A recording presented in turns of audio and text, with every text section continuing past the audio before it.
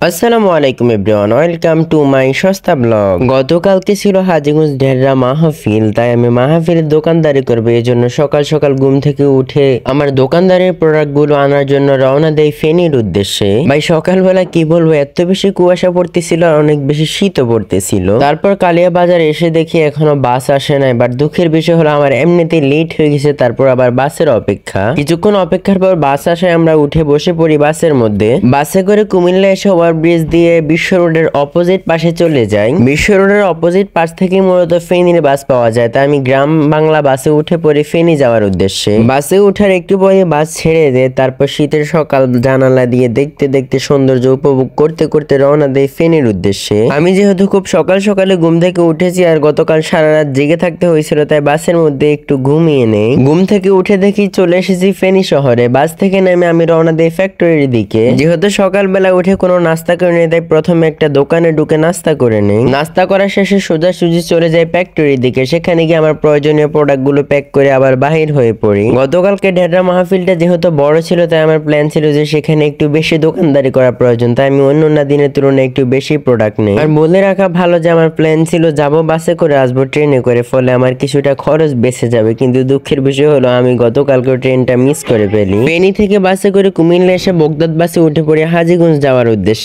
আর কি বলবো ভাই, দুঃখের কথা, মেইন রোডও কিছু কিছু জায়গা আছে এত এবড়ো খেবড়ো, বাস এত পরিমাণ জাক্কাইতেছিল যেটা বলার বাহিরে। কুমিল্লা থেকে বাসে করে হাজীগঞ্জ নেমে সেখান থেকে একটা অটো নিয়ে সোজাসুজি চলে আসি ঢেররা মাহফিলে। আর আমার জন্য দুঃখের বিষয় হলো এই যে এবার ভিতরে কোনো দোকান বসতে দিবে না, তাই আমাদের বাহিরে দোকানদারি করতে হয়েছিল। এই জন্য আমরা প্রথমে বলাখাল গিয়ে একটা টেবিল নিয়ে আসি দোকানদারি করার জন্য। দুঃখের কথা কি বলবো ভাই, কপাল খারাপ হলে যা হয় আর কি, আমরা আসার পথে একটা ট্রাক আমাদের টেবিলকে বাড়ি দিয়ে পুরো টেবিলটা ভেঙে ফেলে, এমনকি লোহার স্ট্যান্ডটাও পুরো ছুটে যায়। তবে আল্লাহর কাছে শুকরিয়া যে অ্যাক্সিডেন্ট হওয়ার পর আমাদের তেমন কোনো ক্ষতি হয়নি। আর এই টেবিলটা ভাঙার পিছনে আমার কোনো হাত ছিল না। তারপরে টেবিলটার জন্য আমাকে জরিমানা দিতে হয়। টেবিল ভাঙার পর আমরা আবার আরেকটা টেবিল নিয়ে আসি। সবকিছু গুছিয়ে আমাদের দোকান দিতে দিতে বেলা 3টা বেজে যায়। গতকালকে দোকানদারিতে আমাকে সবচেয়ে বেশি হেল্প করেছে পিচ্ছি আবু সালে, তার কাছে আমি এটার জন্য সত্যি অনেক কৃতজ্ঞ। দোকানদারির মাঝখান দিয়ে পিচ্ছিকে দোকানে বসে আমি একটু হাঁটতে যাই মাহফিলের ভিতরের দৃশ্যগুলো দেখার জন্য। কি বলবো ভাই, সবাই বলতেছে অন্যান্য বছরে